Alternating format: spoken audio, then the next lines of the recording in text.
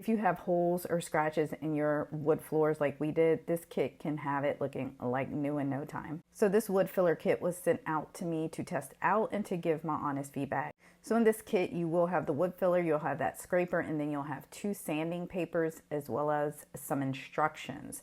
Before you get started, you will need to clip the cap of your putty to your desire. So my husband cut off about, I don't know, 1/4 of an inch or something like that.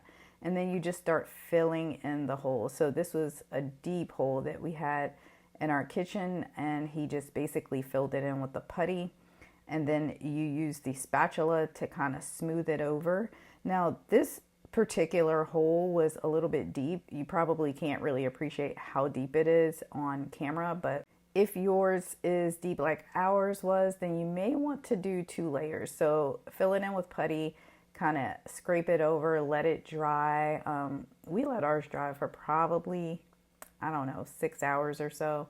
And then we put another layer on and smooth that out, let that dry, and then it's all ready to be sanded.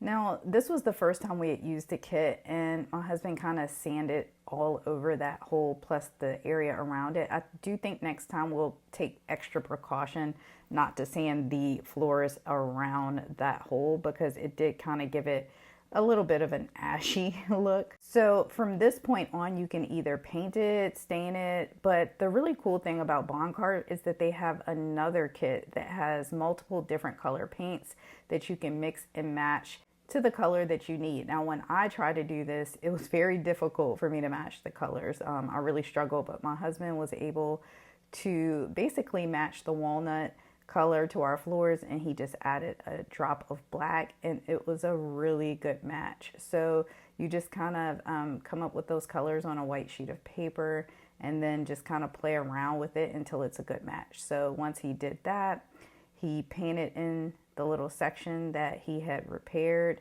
and once it dried, you honestly could not even tell that that hole was there. So this is the finished product.